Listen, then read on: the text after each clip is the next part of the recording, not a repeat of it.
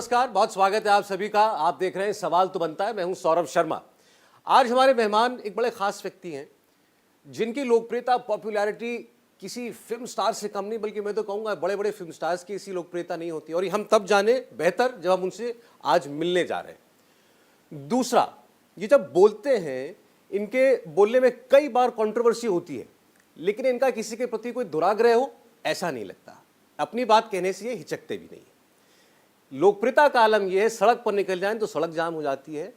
इनकी सभाओं में लाखों की भीड़ आती है। ये हवाई जहाज में चलने जाते हैं तो लोग हवाई जहाज तक पहुंच जाते हैं। बहुत भूमिका मैंने बना ली। अब मैं स्वागत कर रहा हूं, हमारे साथ हैं बागेश्वर धाम के पंडित धीरेन्द्र कृष्ण शास्त्री जी। शास्त्री जी, बहुत धन्यवाद, आपने हमारे लिए समय निकाला। मैं जानता हूँ कि आपका कार्यक्रम बड़ा व्यस्त रहता है और आपको सुनने वालों में, सुनने के लिए, लेकिन लोगों में एक गजब किस्म की उत्सुकता मैं देख रहा हूँ।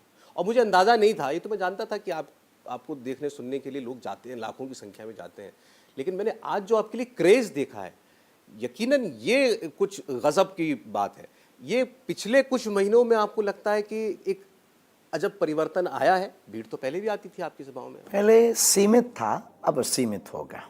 असीमित है, असीमित हो गया, पर्याप्त व्याप्त जिसे कह सकते हैं, तो पर्याप्त व्याप्त हो गया। और इसके पीछे सद्गुरु कृपा, गुरु चरणों का आशीर्वाद और हमारा ध्येय जो कह रहा, सनातनी हिंदू जाग रहा, घर से बाहर निकल रहा। तो आपको क्या लगता है, क्या बदला ऐसा क्या पिछले कुछ महीनों में? कुछ महीनों में बस यही बदला कि उन्हें पता लग रहा कि हमारा अधिकार जागना है, एकजुटता में ही हमारा फायदा है। तो एकजुट दिखना चाहिए, एकजुट दिखेंगे तभी हमारे धर्म के ऊपर आवाज़ उठाने वाले लोगों को पर्याप्त जवाब मिलेगा। तो लेकिन अब आपको लोग हर वक्त चाहते हैं कोई आपके करीब आए, निकट आए, आपका आशीर्वाद लें, लोग तस्वीर खिंचाने के लिए, तो इससे कभी इससे हमें परेशानी कोई तो नहीं होती? कभी नहीं, हमारे अपने हैं। हमने देखा कई बार लोग झल्ला जाते हैं, फिल्म स्टार लोग झल्ला जाते हैं बड़े बड़े। हमारे जीवन में अभी तो नहीं आया, बीच बीच में कभी कभी आता है, तो हम ऐसी हाजमूला की गोली खाते रहते हैं गुरु कृपा से। अच्छा, आप राम कथा कहते हैं, हनुमान जी के आप भक्त हैं, दुनिया भक्त हैं। अब कथा के साथ साथ क्या उद्देश्य आपने अपने लिए चुना है? कथा तो एक बहाना है, असलियत में हमें सनातनियों को जगाना है और एकत्रित करना है। हमारा उद्देश्य एकदम क्लियर टू कट है, सनातनीय हिंदुओं को एक करना, राम राज्य की स्थापना, हिंदू राष्ट्र की। हिंदू राष्ट्र और राम राज्य एक ही है, एक ही बात हुई। तो ये ध्येय, लेकिन ये कब से आपके जीवन में? ये हमारा सपना बहुत बचपन का था। जब हम छोटे में स्वामी विवेकानंद को पढ़ते थे, कभी महारानी हमारी बुंदेलखंड की वीरांगना महारानी लक्ष्मीबाई को पढ़ते थे। इन सबको पढ़ करके भीतर एक उबाल आता था, लेकिन उस वक्त हमारी निजी सामर्थ्यता शून्य थी। भगवत कृपा से बालाजी की सामर्थ्यता बलवान है, तो उनके चरण शरण को पकड़ा और हमें लगा कि अब शॉट मारने योग है, तो बाउंड्री के बाहर जाएगी। अच्छा, लोग जानना चाहते हैं, मैं थोड़ा आपके जीवन के बारे में कुछ सवाल करूं। कहाँ आप जन्म कहाँ हुआ, कैसा, आपके परिवार में कौन कौन है? मध्य प्रदेश का एक जिला है छतरपुर। छतरपुर जिला का एक छोटा सा ग्राम पंचायत, ग्राम गढ़ा, जहाँ बागेश्वर हनुमान जी की छत्र छाया से पूरा क्षेत्र, पूरा प्रदेश पल्लवित सुशोभित है। हमारे परिवार में कर्मकांड हमेशा से रहा। कर्मकांडी आचार्य शुक्ल वंश गर्ग गोत्र हैं। पिताजी हमारे कुछ करते नहीं, तो उनके छोटी सी किसानी 1 एकड़ ज़मीन थी और पिताजी उसको भी कभी कभी नहीं करते, तो घर पर ही सब लोग रहते थे। बस माता पिता के आशीर्वाद, उनकी कृपा से कर्मकांड भी किया, अभाव भी देखा, अब प्रभाव भी देख रहे हैं। ये तो बचपन से कर्मकांड में आपकी रुचि हुई? आपको ये हमारे परिवार में था, ये पीढ़ी दर पीढ़ी चल रहा। लेकिन ये जो दरबार है, इसका क्रम थोड़ा अलग है। जो गढ़ा गांव है, वहाँ एक बागेश्वर स्थान है। वहाँ हमारे बागेश्वर, हमारी पीढ़ी दर पीढ़ी वहाँ एक ना एक व्यक्ति हमारे वंश का सेवा करता है। दरअसल आज से 321 वर्ष पूर्व में श्री सन्यासी बाबा, जो हमारे ही वंश के, हमारे दादाजी के दादाजी सन्यासी बाबा, जिन्होंने जीवंत समाधि, उन्होंने 1.25 करोड़ हनुमान चालीसा का पाठ किया था एक पैर पर खड़े होकर। तो हनुमान जी का साक्षात्कार हुआ। उन्होंने कहा था कि जाओ, अब जो भी यहाँ आएगा मुस्कुराता हुआ जाएगा और तुम्हारे परिवार से एक ना एक सेवा करेगा। वहाँ से दरबार की परंपरा प्रारंभ हुई। फिर हमारे दादा गुरुजी वहाँ विराजमान हुए। 40 वर्षों तक उन्होंने सेवा की। कुछ दिनों के लिए एक चाचा जी विराजमान हुए। अकस्मात किसी ऐसी परिस्थिति के निर्मित होने के कारण उनका शरीर नहीं रहा। फिर 2008 में हमारे दादा गुरुजी ने इस नालायक को सेवा करने लायक समझा और वहाँ चरणों में सेवा में लगाया। बस उसके बाद यात्रा प्रारंभ हो गई। तो ये आप जैसे आप भक्ति का संदेश देते हैं लोगों को कि हनुमान जी में आस्था लाओ, आप ये कहते हैं सबको, सनातन बुरा में नहीं है, आस्था अच्छा लाओ। है। अच्छी बात है। नहीं तो ये आप में ये भक्ति का जो बीज था, दादा गुरु से हमें जीवन में हमारा प्रारंभ गुरु है, मध्य गुरु है। कभी कभी हमें एकांत में अकेले में मौका मिलता है तो हम कहते हैं कि ये शरीर के प्राण भी उनके चरणों में गुजरे। हमने जो पाया, हम जो बोल रहे, हम जो कह रहे, इन सब में धीरेन्द्र अगर धीरेन्द्र कृष्ण शास्त्री बना, धीरेन्द्र अगर कुछ बोलने लायक बना, धीरेन्द्र के पास अगर कोई कृपा या सिद्धि आई तो सिर्फ और सिर्फ हमारे गुरु का हाथ, दूसरा कोई नहीं हमारी जिंदगी में। और हमारे तो वो सर्वस्व है। माता पिता के बाद हमारे ईश्वर हमारे गुरुदेव हैं और हमने गुरु से सब कुछ पाया। बस अब तो अंतिम इच्छा है सनातन हिंदू राष्ट्र की और उनके ही चरणों में उनकी याद में रहने की और जाने की। तो कोई स्कूली शिक्षा अदरवाइज दुनियावी शिक्षा जो आपने ली? पढ़ाई की, पढ़ते रहे, पर हमारा निजी जीवन बहुत विचित्र रहा। अभाव में रहा तो कर्मकांड करने निकलना, भिक्षा मांगने निकलना, बहुत सी जिम्मेदारियां। हम बड़े थे, पिताजी कुछ करते नहीं थे, छोटी बहन, उससे छोटा भाई, पर उनको पढ़ाना, वस्त्रों की व्यवस्था करना, तो उसके लिए हम जीविकोपार्जन की व्यवस्था बहुत करते थे।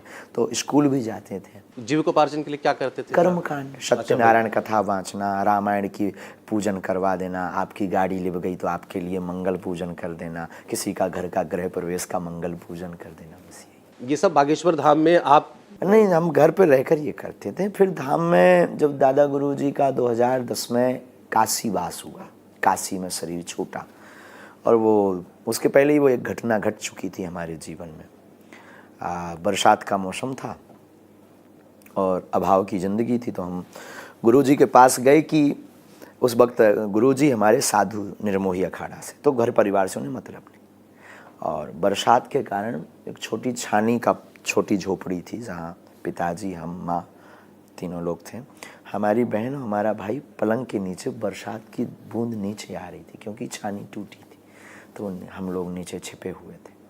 तो अकस्मात लगा कि दादाजी के पास हम जाएं। तो हम बहुत ही स्पष्ट रूप से आपको बता रहे हैं, हम गए थे उनके पास धन पूछने। बच्चे तो थे ही, तो हम गए। और उस ज़माने में बड़े बड़े IAS IPS, हमें एम्बेसडर कार आज भी याद है, उस पर बैठ कर आते थे। तो हम गए, बरसात हल्की हल्की, हमें जहाँ तक याद है, बहुत पुरानी चर्चा हो गई। हमने प्रणाम किया, हमने कहा आप सबके बारे में बताते हो, सबका बताते हो, बहुत ज़्यादा परेशानी है, घर पर आटा भी नहीं है और चावल का आटा आज लेकर के रोटी बनी है, तो कुछ कृपा कर दो, कुछ बन जाए। तो वो बोले रात को आना, बिटवा कहते थे हमको बुंदेली में, बेटा को बिटवा। आपके दादा गुरु जी की? दादाजी की, हम सगे दादाजी की। वो बागेश्वर धाम पे रहते थे, झोपड़ी में, गांव में, गांव का उसका मीटर 500 मीटर का डिस्टेंस, और वो जंगल था उस वक्त बागेश्वर धाम। तो बोले रात को आना, बिटवा ऐसे बोल के, थोड़ा उनका वो साधु तो साधु है, बहुत ऊंचा है वो, तो उनकी तो दृष्टि, गुरु की दृष्टि तो बहुत ऊपर होती है कि उन्हें क्या करना। रात को आना बिटवा, रात को आना, ऐसे करके हम रात को गए। उन्होंने कहा है स्नान करो, हमने स्नान किया, आए। हमें आज भी याद है, यहाँ उन्होंने हमें पकड़ा। बागेश्वर महादेव का एक छोटा सा मंदिर है और बगल में बागेश्वर हनुमान जी की एक छोटी सी मूर्ति के स्थान रखने का था उस वक्त। और रात को लगभग 12-1 टिमटिमाती हुई मेढक बोल रहे थे, वो झींगुर बोल रहे थे, जंगल का काम। और वो अंधेरा था, वहाँ लाइट तो अभी आई है, 5-6 साल पहले अंधेरा था। और वो घटना घटनी थी, वो मीडिया का विषय या कैमरे का विषय नहीं, और बस एक घटना घटी, एक लाइट सामने आई और बच्चे तो थे ही, तो भयभीत हो गए, तो कंपायमान हो गए और वाणी हमारी लड़खड़ाने लगी। तो उन्होंने ऐसे पीठ थपथपाते हुए कहा कि कह दो तुम हमारे और हम तुम्हारे। और हमने भी ततोस में आकर, आवेश में आकर कह दिया तुम हमारे और हम तुम्हारे। वो घटना घट गई। उसके बाद फिर बस वही, वो जो लोगों के बारे में जान लेना, ये सब सारी चीज़ें, इस घटना के बाद हमें प्राप्त हुआ वो चीज़, कृपा, सिद्धि, प्रसाद। तो हमने पुरुषार्थ से नहीं पाया कुछ भी, प्रसाद से पाया। आपने गुरु कृपा से पाया। इसे शक्तिपात भी कहते हैं। फिर 2010 में उनका काशीवास हो गया, फिर हम वहीं सेवा करने लगे। बस धीरे धीरे यात्रा आपकी टेबल तक आ गई। इसके बारे में थोड़ा सा और मैं आपसे पूछूं, क्योंकि यही लोग जानना चाह रहे थे, ये कहाँ से आपके अंदर ये कृपा आई है, ये शक्ति कहाँ से आई है? नहीं पाया, प्रसाद से पाया। आपने जो बताया कि वो एक घटना घटी, वो घटना टीवी का कैमरे का विषय नहीं है, वो सार्वजनिक करने वाला विषय, सार्वजनिक वाला विषय नहीं, वो सिर्फ इतना ही। आपने महसूस क्या किया उसके बाद? बहुत कुछ। तो उसके बाद मैं सीधा महसूस ये किया कि वो रात गई हो गई, रात भर नींद नहीं आई, भयभीत भी रहे, तो वो वहीं बैठाए रहे, लिटाए रहे। और वो तो साधु तो बहुत ऊंचाई थे, ऊंची हस्ती थी। आपको समझ आया कि मेरे साथ क्या हुआ? ये समझ आया कि मतलब कुछ हुआ, कोई था, लाइट जली, कुछ ऐसे हुए, वो बार था, लेकिन दिमाग वहीं था कि क्या, और खबर नहीं। और गुरु तो कुछ, हमारे गुरु जी तो बोलते कम थे, करते ज़्यादा थे, कुछ बोलते नहीं थे। और वो बोलते उल्टा थे, करते कुछ और थे। दादाजी ऊंचे थे, हमारे पास तो ABCD नहीं, वो तो XYZ के महापुरुष थे साधना में, सिद्धियों में। सुबह हुई, वापस घर गए, बात आई गई हो गई। फिर कोई भी आता था। ये लाइट से आप तो दिक्कत नहीं हो रही कि आप में पानी सा आ रहा है? नहीं, उनको याद करके? नहीं, वो स्मरण है हमारे जीवन का, वो हमारी ये जीवन का सबसे मार्मिक वो क्षण था, वो हम कभी भूलते नहीं। बरसात आती है या गुरु की याद आती है तो वो चीज़ हमको अनुभव कराती, हमारी ज़िंदगी का गोल्डन टाइम की याद है ये। आपकी क्या आयु थी उस वक्त? ऐसा कुछ हमें याद नहीं, 9-10 साल का छोटा बच्चा, 9 साल के, 9-10-11 साल का बच्चा होगा, और क्या होगा, इसके बीच की ही बात। हाँ, सुबह क्या हुआ? सुबह हो गई, बात आई गई हो गई। फिर कोई भी आता था तो हमें मन ही मन में ये पता चलने लगा था कि ये आते ही अपना नाम ये बताएगा, कोई भी, मतलब गांव का भी, और हमारे पास आते ही ये ऐसा बोलेगा। लेकिन हम डर के कारण बोल नहीं पाते थे, और वो आके वैसे ही बोलता था। हम कहते थे मन ही मन, यार ये तो अपन को पता था। तो फिर एक दिन हमने, दम बहुत कम पड़ती थी हमारे गुरुजी से वार्ता करने की, और लेकिन पड़ती तो थी। तो एक दिन टिक्कड़ बने थे, बाद चाय पी रहे थे, तो वो एक वहाँ पर चबूतरा था, उस पर बैठे थे। एक पेड़ लगा था कांटेदार कोई, उसके नीचे वो हमेशा बैठते थे। अभी भी वो पेड़ है, भगवान कृपा से अभी, तो उसके नीचे वो बैठे। हमने बताया उनको कि दादाजी उसके बाद फिर ऐसा ऐसा होने लगा। तो वो ऐसे चुटकी बजाते उन्हें, हाँ ठीक है ठीक है, तुमको मालूम था? हाँ। फिर उन्होंने कुछ चीज़ें लिखवाई, हनुमान चालीसा, विधान, वो विषय बताने योग्य नहीं, बस। उसके बाद में फिर अज्ञातवास की हमने साधना की। अज्ञातवास कितना रहे आप? 1.25 महीना। 1.25 महीना। तो ये आपके साथ होने लगा, उसके बाद आपको फिर भी जानना पड़ा अपने गुरु फिर से भी कि ये क्या हो रहा है मेरे साथ? वो जानना पड़ा हमें, और फिर जो कृपा सन्यासी बाबा की थी उसके जानने के लिए हमें 1.25 महीना नींद, भोजन त्यागना पड़ा। अच्छा। फिर वो कौन है, फिर परिचय, फिर वो अलग विषय है। नहीं, ठीक है। तो अब आप, कोई व्यक्ति आपके सामने आता है, कोई भी, ऐसा नहीं, उसकी एक परंपरा होती है। ऐसे नहीं हर पल किसी भी शक्तियों, वक्त हर कोई पल आता है। सिद्धि या शक्ति का सदुपयोग। हम ऐसे कोई साधक नहीं है। प्रार्थना करते हैं, गद्दी पर बैठते हैं, निवेदन करते हैं कि आप कुछ कृपा करो। मन में हमारे फिर वो सदगुरुदेव भगवान श्री सन्यासी बाबा हमें जिज्ञासा देते हैं कि इनका ये प्रश्न है, इस जिज्ञासा को लेकर ये बैठे हैं, ऐसा ये बोलेंगे। वर्तमान परिस्थिति को दृष्टिकोण रखते हुए ये विषय यहाँ तक जाएगा और ये काम हो जाएगा, बस। तो जिज्ञासु का प्रश्न भी आपके मन में आ जाता है और उत्तर भी आ जाता है कि इनको उत्तर क्या देना है? इसका उत्तर भी कई बार जिज्ञासु अपना प्रश्न पूछ लेते हैं। उत्तर आपका होता है या वो भी आता है? दोनों। हमारी कोई शब्द नहीं, भूमिका हमारी कुछ भी, आप माध्यम केवल। हम सिर्फ माइक। इसलिए हम हमेशा बोलते हैं कि आप हमारे चक्कर में मत रहिए, और हम हमेशा अपने पूरे प्रवचनों में डिस्क्लेमर देते हैं कि आप हमसे बिल्कुल भी जुड़ने की चेष्टा मत करें। ना हम कोई ईश्वर हैं, ना हम कोई संदेश वाहक हैं, ना हम कुछ भी। हम सिर्फ माध्यम इतने हैं कि उसकी वो जो आवाज़ है चेतना की, बालाजी की कृपा की, सिद्धि की कृपा की, वो हम आप तक पहुंचा रहे। सत्य असत्य ईश्वर जाने, ये भी हम नहीं कह सकते, वो तुम समझो। तुम्हारी बात हम पे आई, हमने आपको थोप दी। सही है तो यू एक्सेप्ट इट, नहीं तो ठीक है। कभी गलत निकला आपका कहा, या कभी ऐसा कभी तो आया नहीं, पर कई बार ऐसे हो जाता है कि मन में प्रेरणा नरेंद्र की लगी, नीरज की लगी, हमने धीरज लिख दिया, ऐसा हुआ। ये तो स्पेलिंग मिस्टेक जैसा ऐसा हो जाता है, ऐसा तो हो जाता है। लेकिन मन की बात वो कंफर्म हो जाती है। वो तो उसमें तो कोई उसके लिए तो ललकार कर बोलते हैं ना, हम अभी भी आपने तो चुनौती दी उसके बाद की भी, अभी भी हम कहते हैं सनातन धर्म के लोगों को छोड़कर, शक्तियों साधकों को छोड़कर भारत के दुनिया के किसी भी मजहब की सामर्थ्यता नहीं है बागेश्वर हनुमान जी के दरबार की सामना करने की। कभी भी आ जाए वो, ये जितने भी हली उल्लाह वाले हैं हम उनको नंगा करके ही भेजेंगे। हमें अपने आराध्य पर, हम पे कुछ नहीं, लेकिन हमें अपने हनुमान जी पर भरोसा है। अब जैसा मैं आपसे शुरुआत में पूछ रहा था कि अब आपके जीवन की उद्देश्य क्या है, आपने कहा कथा तो बहाना है, हिंदू राष्ट्र सनातन की जय हो, यह आपका उद्देश्य है। हिंदुओं को जगाना है। तो आपको क्यों लगता है सोए हुए?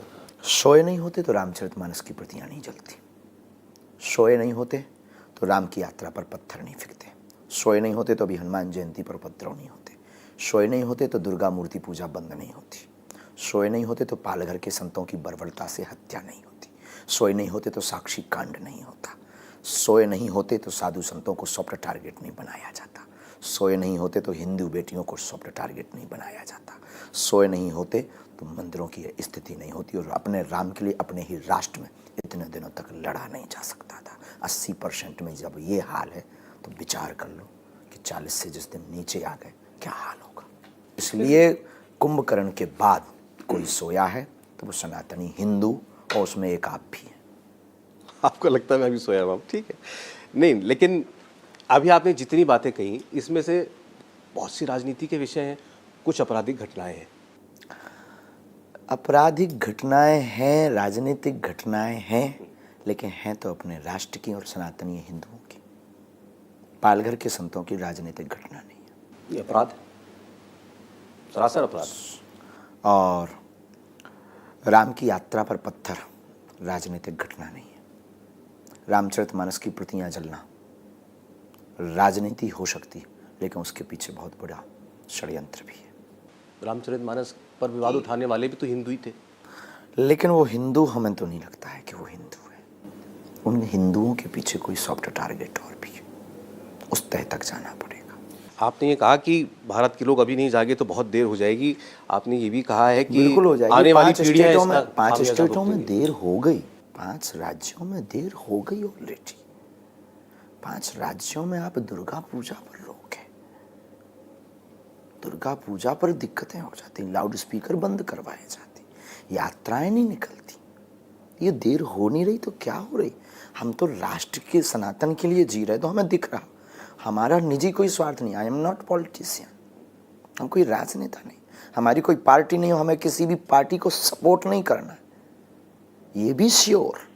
बस हमें हिंदुओं को जगाना है, क्योंकि हमें दिख रहा भविष्य का 10 साल जो पाकिस्तान में हिंदुओं का हाल हुआ ना, भारत में ना हो जाए, ये दुख सता रहा है। अभी आप लोगों के अंदर, हम सबके अंदर सेकुलरिज्म का एक जहर भर दिया, जातिवाद का जहर भर दिया इस देश में। सोची समझी, पहले भी जातियां थी, इतना जातिवाद तो नहीं था जितना जहर है। बैकवर्ड और फॉरवर्ड की लड़ाई, ये बहुत बड़ा विषय है, और भारत गर्द की ओर है, पतन की ओर है।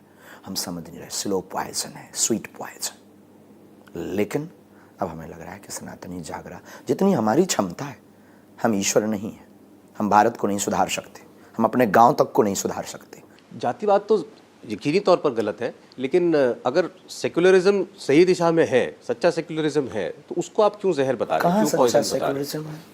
मतलब कि आप समदृष्टि से देखें, सेक्युलरिज्म तो सरकार का है भाई, सरकार हर किसी को समदृष्टि से देखे, कोई भेदभाव ना करे, यही सेक्युलरिज्म है। भारत का सेक्युलरिज्म तो यही है। श्रीमान जी, समदृष्टि से अगर देखते हैं तो बैकवर्ड और फॉरवर्ड की लड़ाई नहीं होती। समदृष्टि से देखते हैं तो जातिवाद के नाम पर रोटियां नहीं सकती। सेकुलर अगर समदृष्टि से आज तक राजनीति ने आपने या हमने देखा होता तो जितनी भी ये विद्रोह मचे हैं आपस में, हिंदुओं में, सनातनियों में, भारत में रहने वाले लोगों में, ये नहीं होता। सेकुलरिज्म होने के बाद फिर क्यों हो रहा? या तो सेकुलरिज्म खराब है या सेकुलरिज्म होना नहीं चाहिए। या सेकुलरिज्म का हम पालन नहीं कर रहे, सही मायनों में पालन नहीं कर रहे। लेकिन लोग देखिए, लोग ये कहते हैं कि हम 80% हिंदू हैं देश के अंदर, इससे ज्यादा हम और क्या बड़ा हिंदू राष्ट्र का सबूत देंगे, और हम क्या हो जाएंगे? एक नाम हिंदू बदल राष्ट्र जाएगा हमको देश का। कागज में नहीं चाहिए, फिर लोगों के दिलों में। हिंदू राष्ट्र हमें लोगों के दिलों में चाहिए। लोगों को हमें घर से बाहर निकालना है, लोगों को हमें व्हाट्सअप नहीं खिलवाना है, लोगों के मस्तक पर हमें तिलक चाहिए। रामचरितमानस के ऊपर कोई उंगली उठाए तो हमें हिंदुओं में एकता चाहिए कि नॉट एक्सेप्टेड। राम की यात्रा पर कोई पत्थर फेंके तो हमें एकता चाहिए कि अब नहीं चलेगा, ये बाबर का देश नहीं, रघुबर का देश है। आप कहते हैं कि लोगों को तिलक लगाकर बाहर निकलना चाहिए, मतलब हम अब हिंदू को विचार, आइडेंटिटी। भगवान आइडेंटिटी नॉट, आप गलत जा रहे हैं। विचार, तिलक मतलब हमारे विचार। हिंदू मतलब अहिंसावादी विचारधारा। हिंदू मतलब राम राज्य की स्थापना, जिसमें सर्वे भवन्तु सुखना सर्वे सन्तु निरामया। हिंदू मतलब राम को आराध्य मान करके समभाव की दृष्टि, सुखम दुखम, गीता के श्लोक की भांति सब में समानता देखना। हिंदू राष्ट्र और राम राज्य की कल्पना का मतलब ना काहू से दोस्ती, ना काहू से बैर, तभी भारत विश्व गुरु बनेगा। हमारी कल्पना बहुत बड़ी है, लोगों को समझ नहीं आ रही, ये भगवान जाने। और जिन्हें समझ में आ रही वो घर से बाहर भी आ रहे हैं। अच्छा, आपने कहा कि आप कोई पॉलिटिशियन नहीं है, आपकी कोई पॉलिटिकल पार्टी नहीं, अभी हमारी रजिस्टर्ड तो नहीं हुई, अगर हुई हो आपके पास खबर है आप तो नहीं है, लेकिन आपने कहा मैं किसी पॉलिटिकल पार्टी का सपोर्टर भी नहीं हूँ। लेकिन ये काम केवल जन जागरण से होगा या इसके लिए कोई राजनीतिक भी इच्छा शक्ति भी चाहिए? जन जागरण, केवल जन जागरण। देखिए, राजनेता वहीं ढपली बजाते हैं जहाँ जन जागरण होता है। जब 3/3 लोग चिल्लाने लगेंगे तो पार्टियों की मजबूरी हो जाएगी। हमारा फंडा दूसरा है, उनकी मजबूरी। इनके पास कौन जाए? हमारी खुद की पार्टी है, बजरंगबली की पार्टी, बहुत पुरानी है, तो इनके पास कौन जाए? ये अपने पास आएंगे ना, लोगों के पास, कि हाँ भाई जो तुम कह रहे हो वो स्वीकार है। अगर सत्ता में रहना होगा तो 3/3 लोग तो बोले। तो अपने इस काम में आप कहाँ कितना आगे पहुंचे अभी? अभी ऐसा कोई मापदंड नहीं। मापदंड तो नहीं हो सकता, लेकिन आपको लगता है कि जो आपकी बात है वो जा रही है लोगों तक, दिल में जा रही है? जा तो रही है, तब आप आ रहे हैं। सही बात। आपका आना मतलब हमारी बात का जाना है। सहजवश तो आप आते नहीं, और आने के बाद टेबल पे बैठे हैं तो मतलब कुछ ना कुछ तो कीड़ा काट रहा है। सही बात है, आपकी बिल्कुल ठीक बात है। लोगों की आप पे बहुत रुचि है। बालाजी में, हनुमान जी में। अब चूंकि नेताओं की बात चली, तो आपसे मिलने के लिए बहुत सारे नेता आते हैं। आना चाहिए। धर्म सत्ता के दंड के नीचे जो राजनेता और जो राजनीति रहेगी उनका कल्याण ही होगा। देश को पतन से धर्म सत्ता के बल पर ही बचाए। देखो, राजपीठ और व्यासपीठ 2 सत्ताएं। धर्म उनको अनीति नहीं सिखाएगा, धर्म उनको शिक्षा देगा, स्ट्रेस मुक्त करेगा। धर्म उनको पॉजिटिविटी देगा, धर्म उनको सकारात्मकता ऊर्जा प्रदान करेगा। धर्म उनको सबल देगा, उनको बल देगा। धर्म उनके विचारों की शुद्धि करेगा, व्यवहारों की शुद्धि करेगा, फिर वो परिवारों की शुद्धि करेंगे, फिर वो राष्ट्र को आगे बढ़ाएंगे। आना चाहिए। हम तो कहते हैं जितने पॉलिटिशियन हैं उन्हें धर्म दंड और धर्म छत्र के नीचे रह करके राजनीति करनी चाहिए, अगर राष्ट्र में अच्छी राजनीति करनी। और जो भी आपसे समय मांगता है आप दे देते हैं उसको, कोई दिक्कत नहीं। जो काम हमें बहुत बाद में करना, आना चाहिए। क्या समय मांगना, हमारे दिल सब स्वीकार, वो भी तो इंसान है। लेकिन वो वोट के लिए आते हैं जी, वो वोट के लिए आते हैं। वो उनका दे। तो आप भी, जैसे हमारे पास कोई पेट खराब होता है उसके लिए आता है, किसी को व्यापार चलाना उसके लिए आता है। आता कौन नहीं कुछ मांगने, अपने अपने सिद्धांत से सब मांगने आते हैं, तो वो वोट के लिए आ जाते हैं। तो बुराई क्या है? जो जितनी सेवा करे लोगों की, जो जितना बागेश्वर हनुमान जी को ध्याए उतना आशीर्वाद पाए। लेकिन ये अगर इंप्रेशन कहीं जा रहा है कि आप किसी पार्टी के ज्यादा निकट हैं, तो आप उसको दूर करना चाहेंगे? ऐसा कुछ नहीं है? ऐसा हमारा तो कुछ अभी है नहीं। हमारे लिए तो सब समान है, सब हमारे पास आते हैं, सब हमसे जुड़ते हैं, मिलते हैं, कहानी खत्म। आप जिस प्रदेश से आते हैं वहाँ पर चुनाव होने जा रहा है मध्य प्रदेश के अंदर, उससे हमारा कोई लेना नेताओं में कि शास्त्री जी का एक इशारा हो जाए लोगों को कि भाई जरा इस ओर ध्यान देना चुनाव में। इन सब में पड़ते नहीं, कोई इशारा नहीं। हमारा इशारा सनातन की तरफ ही रहेगा, और जो सनातन के साथ है हम उसके साथ, आप उसके साथ। लेकिन राजनीति में नहीं, वोट बैंक में नहीं। आशीर्वाद, हम आपके लिए मंगल प्रार्थना कर सकते, अपने आराध्य से आपकी मंगल की कामना कर सकते, पर आप कहो कि वोट के लिए नेवर। वो काम कभी नहीं करेंगे। कभी नहीं, स्वप्न में नहीं। करोड़ों की अध्यात्म को 10 रुपया की राजनीति के टैप लगे हुए 10 के नोट पर नहीं हम लगाएंगे। तो ये बहुत सारे मंत्री जो हैं वो आपकी कथा भी रखवाते हैं। रखवाना चाहिए, इससे बहुत लोगों को, वो तो एक बहाना होता है, हमको तो व्यवस्था चाहिए, तो वो बेचारे दे देते हैं, कथा करवा लेते हैं। लेकिन उस कथा के माध्यम से जिन लोगों तक हम पहुंच नहीं पाते, वो डायरेक्ट हमारे पास मंच पे आकर दरबार के माध्यम से मिल पाते। और जो व्यक्ति दरबार में आता है, जिसकी अर्जी लगती है, वो ना तो कोई मिनिस्टर होता है, ना वो कोई बहुत बड़ा विधायक होता है, सामान्य भी होता है, बड़े भी होते हैं। तो हमारा काम, हमारा मिशन पूरा हो रहा, और उनके माध्यम से अगर हो रहा है तो साहब बुराई क्या है। अच्छा, आपने बहुत बार ये भी कहा है कि बहुत सारे दुश्मन आपके पीछे लगेंगे या लग गए हैं। लगे हैं। और ये भी आपने कहा है कि भाई कितने धीरेन्द्र कृष्ण को बिठाओगे। तब तक हम घर घर धीरेन्द्र कृष्ण पैदा कर देंगे। लोग आपकी जान के दुश्मन भी हैं आपको। जिनकी दुकानें बंद हो गई, जिन्होंने करोड़ों खर्चा कन्वर्जन के लिए किया, जिन्होंने भोले वाले लोगों के बीच में जाकर के छोटे मोटे चमत्कार दिखा करके हजारों लोगों को अपने धर्म में, मजहब में वो ले गए, अब उनकी घर वापसी बेचारों की हो गई तो उनकी दिमागें हिल गई, मंजिलें हिल गई, तो वो बेचारे करेंगे भी क्या। जो करोड़ों कन्वर्जन पर खर्च कर चुके, वो 2-4 करोड़ धीरेन्द्र कृष्ण पर क्यों नहीं खर्च करेंगे। लेकिन उससे डरते नहीं, गीदड़ों की भपकियों से डरा नहीं करते। ये लोग उनके कहने में क्यों आते हैं? ये आपने कहा छोटे मोटे चमत्कार दिखाते हैं, ये कुछ ये तो वाकई आप, में कुछ ये तो ये दिखाते टेबल हैं का विषय या कमरे का विषय नहीं। आप कभी हमारे साथ आदिवासी क्षेत्रों में चलिए, ये जानने का विषय है, उनको समझने का विषय है। ये बंद कमरे में और दिल्ली में बैठ करके आप बात नहीं कर सकते। उनके बीच अपन को चलना पड़ेगा, उन्हें समझना पड़ेगा। हम तो उन्हें समझते हैं, तो हमने वो पीड़ा को समझा है, इसलिए आवाज़ उठाई। वरना किसे अपनी प्राण की बाजी दाव पर लगाने का शौक चढ़ा है? आप विचार कीजिए, फ़ायदा क्या है। हम तो कथा बहुत अच्छी कर रहे हैं, दरबार बहुत अच्छा चल रहा है, ये नया मोल जो हमने आफत लिया, इसमें फ़ायदा क्या है? हमें एक भी फ़ायदा बता दो। घाटा ज़्यादा है, फ़ायदा कम है। तो हमें लगता है कि आपको एक बार उस पीड़ा को, लेकिन फ़ायदा हमें पता है कि पीड़ा क्या है। कितने भोले भाले, मस्तक पर सिंदूर मत लगाना, मंगलसूत्र मत पहनना, एक बकरी देकर, अभी सागर की घटना है, एक एक बकरी, एक एक मच्छरदानी देकर के 360 लोगों को उन्होंने जो है बना दिया, वापस लाए, बात अलग है। तो ये, और हमें लगता है कि आप जैसे लोगों के ही कारण ये सब हुआ है। बड़े लोगों की दृष्टि अगर सबसे पिछड़े लोगों के पास होती और उनका अगर सपोर्ट करती, तो ये भारत में नहीं होता। वो आपने कहा बकरी मच्छरदानी पर भी, मतलब कितना अभाव होगा कि कुछ किसी व्यक्ति को वो भी इतना मूल्यवान लगता है। वो चलना पड़ेगा जंगल में, वो अभाव तब देख पाएंगे, यहाँ से नहीं देख सकते। यहाँ से तो आपको योजनाएं दिखेंगी, यहाँ से तो आपको व्यवस्थाएं दिखेंगी, यहाँ से तो आपको विजुअल दिखेंगे। जब उनके बीच जाएंगे तब पता लगेगा। लेकिन हम बहुत सारी तस्वीरें देखते हैं, आप सोशल मीडिया में आती रहती हैं, प्रचारक जैसे जो कन्वर्जन कराने वाले होते हैं वो जाते हैं, उनकी भी सभाएं होती हैं, और वहाँ जाकर के छोटा मोटा चमत्कार, जैसे आपने कहा किसी की पीड़ा बता दी।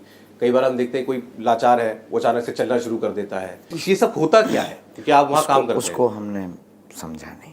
हमें तो जितने लोग मिले वो हमारे पास तभी आए जब उनको वहाँ कुछ लाभ नहीं हुआ, फिर वो हमारे पास आए। किसी ने कहा कि हमारे पैर में पैरालाइसिस था, हम गए थे, उन्होंने कहा चला देंगे। 2-3 वीडियो दिखाए, प्रेयर करवाई, फिर डुबकी लगाई, फिर रविवार को गए तो हमने कहा कि कितने % पैरालाइसिस में लाभ है? बोले नहीं।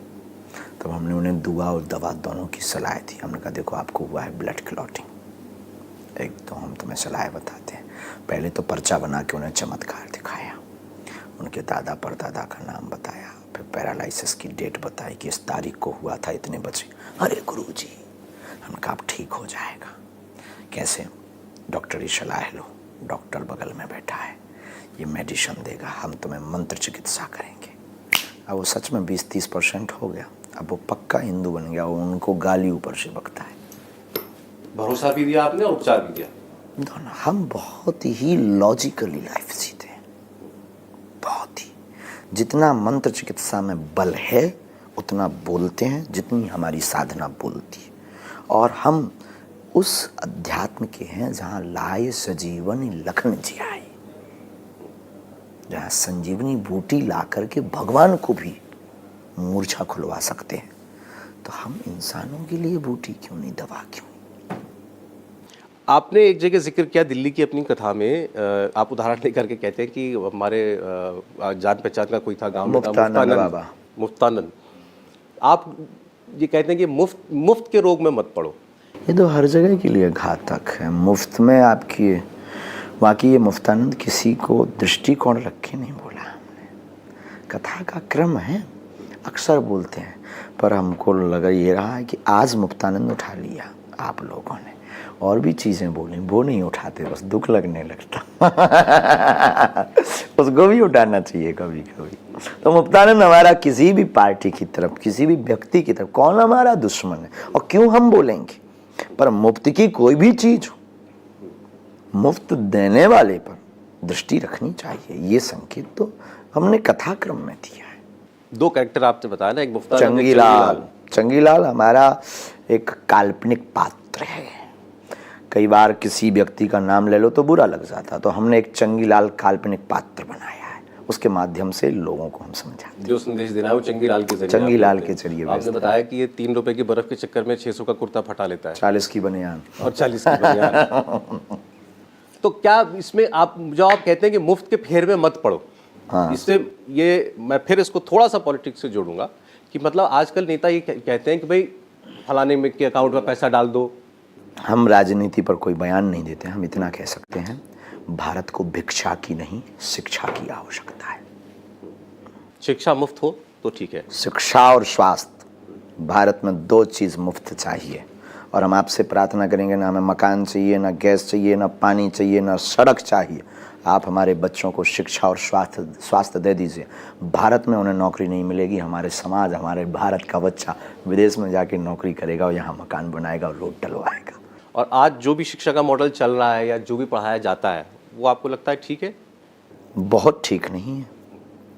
महापुरुषों की जीवनियाँ, उसमें ये जो महान अकबर हैं, ये सब हमें पसंद नहीं है, क्योंकि महान अकबर नहीं है, महान तो इस देश में सुभाष चंद्र बोस, चंद्रशेखर आज़ाद, भगत सिंह, सुखदेव, स्वामी विवेकानंद, वीरांगना लक्ष्मीबाई, महाराजा छत्रसाल, हमारे बुंदेलखंड के बहुत बड़ा नाम, जिन्होंने 52 युद्ध किए और एक भी युद्ध नहीं हारे।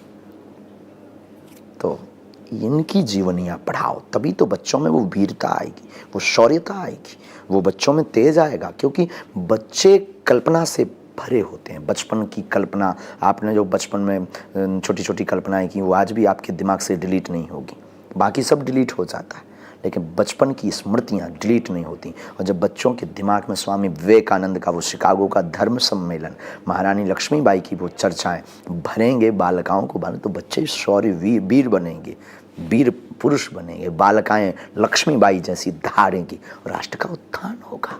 तो शिक्षा प्रणाली हिंदी में होनी चाहिए टोटल, अंग्रेजी तो होनी चाहिए, पर शिक्षा सीखने के लिए, पेवर अंग्रेजी नहीं। अंग्रेजी ने बर्बाद कर दिया। हमसे ही कोई पूछे तो हमारी अंग्रेजी अपर लेवल की है, आत्महत्या कर लेती है अंग्रेजी हमारी। और प्रदेशों में जहाँ हिंदी नहीं है प्रथम भाषा, वहाँ आप जाते हैं क्या? वहाँ पर जाते हैं, वहाँ पर भी आपको मानने वाले लोग हैं, सुनने अभी साउथ में गए, अच्छा, महाराष्ट्र में जाते हैं, और हिंदी बोलने वाले ऐसे कहाँ गए, साउथ में तो गए। आजकल एक देश में विषय चल रहा है समान नागरिक संहिता, यूसीसी का, इस पर आपका क्या विचार है? अच्छा है, ये आना चाहिए। भाई एक देश में रहते, एक बाप के 2 बेटा हैं, 2 बेटा हैं, तो दोनों को समान संपत्ति मिलनी चाहिए या प्लस माइनस, यस नो? समान संपत्ति। बस एक देश में सब माता की, भारत माता की संतान, सबको एक जैसा ही कानून मिलना चाहिए, एक ही लॉ होना चाहिए। भाई किसी की पर्सनल उसकी जो परंपरा है उससे तो छेड़खानी नहीं की जा रही ना, कानून से, जो आईपीसी की धारा है उसके अंतर्गत तो समान ही होना चाहिए ना। अब तुम्हें अलग, हमें अलग, तुम्हें 12 की छूट, हमें 2, ये तो बेफिजूली की बात है, समान नागरिक होना चाहिए। अच्छा, जहाँ आप कह रहे हैं इशारा, वहाँ से सवाल पलट के आता है कि बता तो दें कहाँ 12 है, या कोई कहते हैं 4 बीवी, बता तो दें कहाँ 4 बीवी हैं, कहाँ कौन कौन रखता है 4 बीवियाँ, कौन कौन रखता है, मतलब ये लिस्ट अगर आपको दे दें तो क्या आप तलाक करवा दें? वो कहते हैं समाज में अब कहाँ ये सब चीजें रह गई हैं? तब कहना है कि समाज में ये सब चीजें कहाँ रह गई, नहीं है समाज में। हमारे गांव के ही बगल में है, और आप आइए, हम आपको उनके घर चाय पिलवाते हैं, 7 बच्चे की लिस्ट पकड़वाते हैं हमारी नज़र में भी, हमें याद आ गए वो सज्जन, और आप कभी आइएगा, वेलकम टू यू लेकिन इस पर बात अलग है, वो बात अलग है, क्योंकि हमारा ये काम नहीं है। लेकिन समान नागरिक बुरा क्या है? एक बाप के दो बेटे हैं, दोनों को समान मिलना चाहिए ना। इधर आप कहते हो कि हम सब एक हैं, हम सब एक हैं तो कानून एक हो। जब देश एक है, हम सब एक हैं, तो कानून एक हो। अब कानून डबल क्यों? ये तो वो वाली बात हो गई कि हम खाएं तो नमक, तुम खाओ तो मिश्री। अच्छा, अभी आपने भी शुरुआत में भी आपने भी शब्द इस्तेमाल किया था, मैंने आपका कुछ भाषण पढ़ा तो उसमें भी आप हलीउल्लाह आप कहते हैं कि हलीउल्लाह के चक्कर में मत पड़ना, अपना धर्म मत खो देना। हमारे में सबको सावधान करने के लिए। हाँ, उसके बाद आप फिर ये भी कहते हैं कि भारत में रहना होगा तो सीताराम कहना होगा। क्या गलत है? राम के राज्य में सीताराम स्लोगन सिग्नेचर नहीं होगा तो क्या बाबर होगा? रघुवर के देश में, हम अभी आपको पहले बताया भी, ये रघुवर का देश है साहब। आप फिर वही बात, इंडिया टीवी की न्यूज़ आप पढ़ोगे तो नमस्कार, आपका दर्शकों स्वागत है इंडिया टीवी पर, तो आप इंडिया टीवी बोलोगे या फिर दूसरे चैनल का नाम लोगे या आज तक का? इंडिया टीवी का नाम लेंगे ना। तो भारत राम का है तो राम की बात करेंगे कि बाबर की बात करेंगे? राम को भारत से ज्यादा धर्म के साथ जोड़ दिया जाता है जी। राम धर्म ही है कि भगवान है तो भगवान राम है तो हिंदुओं के भगवान है। भगवान, फिर वही बात, इस देश में रहने वाला प्रत्येक व्यक्ति विदाउट कैमरा के अपने दिल पर हाथ रख करके बोले तो वो भी कहेगा उसके दिलों में भी राम और कृष्ण का खून बह रहा है। ये राष्ट्र राम का है। दूसरी बात, राम मुद्दा नहीं है, राम बहस की बात नहीं, राम स्वीकारता की बात, राम एक व्यवस्था है भारत के विश्व गुरु की। और उस राह पर चल के कैसे हम विश्व गुरु बनेंगे? राम की राज्य की कल्पना पर हमने जो भी आपको दिया, सामाजिक समरसता, ये बार बार हिंदू मुसलमानों की लड़ाई शून्य, सबको रहने का अधिकार। हमने ये नहीं कहा हमारे राम राज्य में, हिंदू राष्ट्र में, कि आप भारत छोड़ के जाओ। नो, आप रहेंगे, जो अधिकार आपके पास है वही रहेंगे, और आप अधिकार भी रहेंगे और उससे अभी से ज़्यादा खुश रहेंगे हमारे हिंदू राष्ट्र के बाद। क्यों खुश रहेंगे? कि आज देश में कुछ भी होता है तो तुम्हारा नाम जोड़ा जाता है। एक तो तुम गलतियां भी कर देते कई बार, तो भैया वो भी तुम बंद कर दो, और तुम्हारे बार बार तुम्हें गालियां भी नहीं मिलेंगी। क्या गलत है यार भाई? हम तो मिश्री खिला रहे, अब नहीं किसी को पसंद आ रही तो क्या बताएं। आपके मुस्लिम अनुयायी हैं बहुत, और वो तो हमारे सपोर्टर हैं। कटनी के यूथ मुस्लिम कमेटी ने हमारा सपोर्ट किया हिंदू राष्ट्र के लिए। टीकमगढ़ के इस्माइल खान ने टीवी पर आकर के नेशनल चैनल पर हमारा सपोर्ट किया, और बहुत से मुसलमानों ने किया। वो तो हमारे साथ हैं। जिसने हमको समझा, जिसने बाहिक समझा, उसे तो लग रहा फदाल और बबाल। ऐसे टेबल पे आके कभी हमें समझे आदमी हमारे भावना को, तो वो भी कहेगा आई सपोर्ट इट। आप ये भी कहते हैं अपने धर्म में क्या कमी है देवी देवताओं की? 33 कोटि देवी देवता हाँ, तो है। क्या गलत? चादर, ये जो लोग चादर चढ़ाने वाले हैं ये कनुए लोग हैं और नक्कटे हैं। हाँ, ये हमारी बुंदेली भाषा है। वो क्या एक आस्था का विषय नहीं हो सकता, या अपनी आस्था का प्रकटीकरण नहीं हो सकता किसी का? भगवान, हम सनातनी हैं, हम धर्म आचार्य परंपरा पर हैं। तो जो गुरु परंपरा से जो हमारा दायित्व होना चाहिए वो हम इस शब्द के माध्यम से निभा रहे।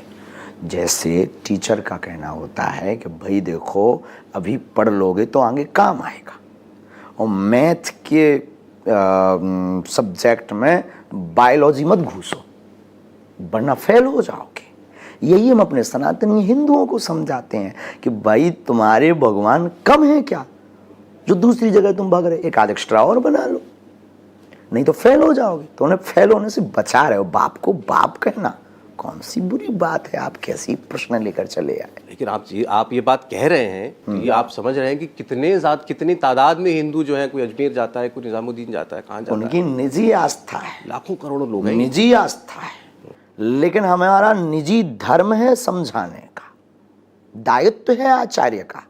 आप हमसे पूछेंगे कि आप आचार्य हैं तो आपका कर्तव्य क्या है?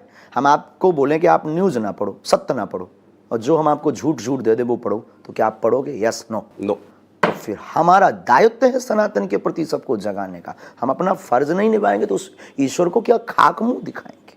अभी लेकिन आपने कहा कि एक चाहो तो एक देवी देवता और बना लो, बना लेना चाहिए। या आपने मतलब गंभीरता से कही बात? गंभीरता से हम फिर कहते हैं, अगर आप ना मानते होते हैं 30 कोटि में, अगर आपको कम पढ़ रहे हो हम तो आपसे स्पेशली बोलेंगे माय डियर, आओ आप हमारी हवेली पर, एक ठिया नया बनाकर हम आपको देते हैं, लेकिन हम आपको जाने नहीं देंगे। अनकहन प्रकार है। इसी को तो देखिए, लेकिन लोगों ने विषय इसको मना देते हैं ना। अभी मुझे याद आ रहा है कि ओवैसी जी को आपने नाम सुना होगा, नेता हैं, उनके भाई, खबर नहीं, हम कभी मिले नहीं। हाँ, वो उनके जो एक भाई हैं, वो बड़े बददिमाग किस्म की उल्टी सीधी बातें वो करते हैं धर्म को लेकर के। उन्होंने एक विषय बना दिया था, आप चारमीनार अगर आप हैदराबाद गए हो तो वहाँ भाग्यलक्ष्मी देवी का मंदिर है। तो उन्होंने एक बार जो है ये कहा कि भाई पहले ये देवी थी, फिर ये देवी थी, फिर ये देवी थी, तो हम मान लिया, अब ये भाग्यलक्ष्मी कहाँ से आ गई। तो मतलब वो उसको माखौल में लेते हैं, मजाक उड़ाते हैं कि इतने देवी देवता, वहाँ तुम एक को मानते हैं। अब हम कुछ बोलेंगे तो कंट्रोवर्सी होगी, और आप चाहते भी यही हो। पहले मेरी नीयत हमारी नहीं आपको, नीयत आपकी बहुत साफ है। तो पहले उनकी वो जो स्थान होते हैं जगह जगह, उन्हें जो भी नाम दिया, मज़ार, आप ले सकते हैं हमारे पवित्र मुँह से। तो पहले कम थी, अब हमारे एक जगह छतरपुर ज़िले में एक स्थान है, हम अरसों से देख रहे हैं, वहाँ कुछ भी नहीं था, लेकिन आज वो हो गई। बड़ा तांता लग रहा है, हमें कोई दिक्कत नहीं है, लेकिन अचानक जब वो प्रकट हो सकते हैं, देवी क्यों नहीं? वहाँ क्यों जाते हैं हिंदू? आपने नहीं, उसमें हिंदू हैं कि नहीं ये तो नहीं पता। तांता हिंदू मज़ारों पर जाते हैं, कुछ मिलता होगा? क्यों जाते, क्या मिलता? कभी ऐसा आदमी हमें मिला नहीं, मिले ना तो पहले तो हम उसे तो बहुत प्यार से ठठरी बार है, एकांत कोने में बैठा रखे, बहुत प्यार से ठठरी बार है।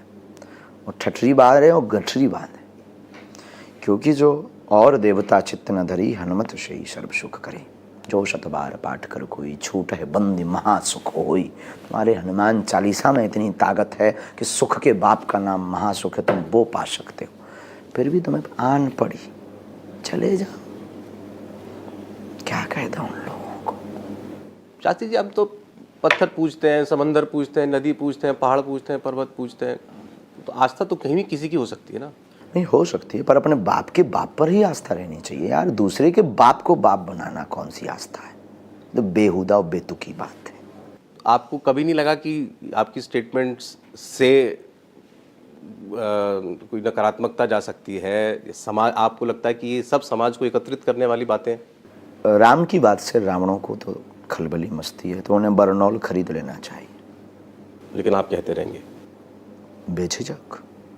आपने अपने लिए जीवन में आगे आयु के लिहाज से पूछ रहा हूँ, कोई लक्ष्य तय किया है? सनातन, ऑलवेज हिंदू राष्ट्र, यही जीवन का पहला और अंतिम ध्येय। और कोई ना आचार्य बनना है, ना हमें कोई बहुत बड़ा महंत बनना है, ना संत बनना है, एक ही काम। आज लोगों की इतनी रुचि है, आज लोगों का आप में इतनी आस्था है, लोगों में इतनी उत्सुकता है, कल को ना रहे उससे भी फर्क नहीं पड़ता। हमें यश प्राप्ति के लिए हम आपकी टेबल पर नहीं बैठे, हिंदुओं को जगाने के लिए टेबल पर बैठे, और यश प्राप्ति के लिए हम आपके कैमरे का सामना नहीं कर रहे, अपनी बात लोगों तक पहुंचाने के लिए आपके कैमरे का सामना कर रहे हैं। और इस कल्पना के साथ, इस ध्येय के साथ हम आपसे या लोगों से नहीं मिलते कि आप हमें बदले में सम्मान देंगे या अपमान देंगे। हम आपको सिर्फ हनुमान देंगे। कोई देश में आपको कोई नेता ऐसा दिखाई देता है जिसमें आपको लगे कि जो आपका ध्येय है वो मेल खाता है, या वो भी उसी दिशा में जा रहा है? अभी तक नहीं मिला, खोज जारी है। आपको मिले तो खबर भेजिएगा। इस वक्त देश जिन हाथों में है वो भी आपको नहीं लगता? हम कुछ कह नहीं सकते किसी के भी बारे में, क्योंकि हम ना किसी को मिले हैं, और जब तक किसी को मिलते नहीं कोई कमेंट करते। शास्त्री जी, बहुत बहुत धन्यवाद। बहुत समय लिया हमने आपका, लेकिन हर बात का आपने वैसे ही जवाब दिया जैसा हम आपको सभाओं में सुनते हैं, बिल्कुल ठेठ आपके अंदाज में, बिल्कुल बिंदास तरीके से। बहुत शुक्रिया। फिर कभी समय लेंगे, फिर और बात करेंगे। जय श्री राम।